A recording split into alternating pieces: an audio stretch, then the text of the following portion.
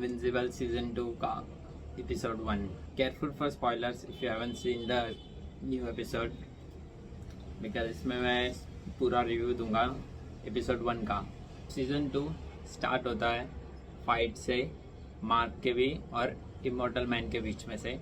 और मुझे पहले पता नहीं चला कि ये मेन यूनिवर्स का या मल्टीवर्स का है, बट फिर जब ओमनी मैन की एंट्री होती है तब पता चलता है कि ओके ये मेन अर्थ का नहीं है, मल्टीवर्स का है और इसमें मल्टीवर्स की स्टोरी होगी। और ये वाला जो अर्थ है इसमें ओमनी मैन एंड इनविंसिबल दोनों ने कंबाइन होके अर्थ पे टेक ओवर कर लिया है पूरा। और ब्रूटल है जो किलिंग सीन होता है ना, ओ माय गॉड। और ये जो पर्पल कलर की एनर्जी थी, पहले मुझे लगा कि ये क्रिप्टोनाइट जैसा होगा ओमनी मैन को हर्ट करने के लिए, but he is so strong कि इस पर्पल एनर्जी के ब्लास्ट से उसे कुछ नहीं होता। Like he is invincible. और बहुत से लोग सोचते हैं कि अगर ओमनी मैन और होमलैंडर की फाइट होगी तो कौन जीतेगा, बिकॉज वो दोनों सेम यूनिवर्स, मतलब लाइक अमेजोन से ही आते हैं ना। तो omni man is the strongest, वो बेसिकली ख़त्म कर देगा होमलैंडर को। और ये जो एलिफेंट मैन है ये बेसिकली स्पाइडरमैन के यूनिवर्स से जो राइनो है उसकी पैरोडी है। उसके बाद एलिफेंट के पावर है ऑब्वियसली। और जो बैड गाय का ओरिजिन होता है ये एपिसोड में वो दिखाया जाता है एंगस्ट्रॉम लीवाई का, जो he started as a good character. उसके इंटेंशन अच्छे थे, but as this episode passes उसके साथ ट्रेजेडी होती है and he becomes the bad guy. और बहुत ही अच्छा ओरिजिन लगा मुझे। और जो एंगस्ट्रॉम लीवाई का जो पावर है वो मल्टीवर्सल बीइंग है और उसके पास ही है। उसके जो मल्टीवर्सल बीइंग है दूसरे अर्थ में, उनके पास नहीं होता पावर।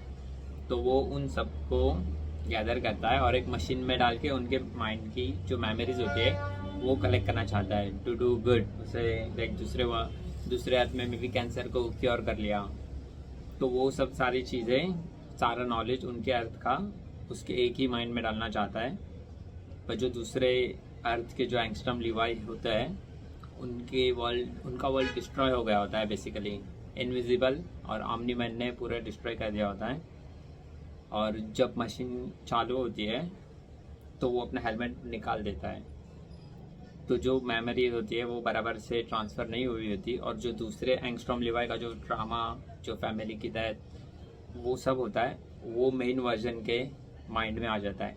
और जितने भी सारे उनके वर्जन थे उन सबकी मेमोरी एक माइंड में, और उसके माइंड में पूरा हेट भर जाता है। लाइक अभी मैं इनविजिबल को छोड़ूंगा ही नहीं। And that's a very good bad guy origin, you know. और ये वाले सीन में मुझे इन दोनों की केमिस्ट्री बहुत अच्छी लगी। They make sense as a couple wise. और आई थिंक कॉमिक बुक में वो लोग साथ में होते ही है। सीरीज ये सीज़न में या मे बी नेक्स्ट सीजन में I think they will be together.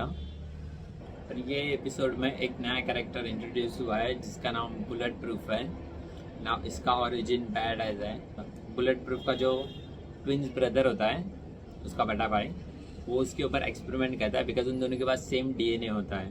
तो उसे लगता है कि इसके ऊपर एक्सपेरिमेंट करके अगर इसके पास सुपर पावर आ गए तो मेरे पास भी आ जाएंगे।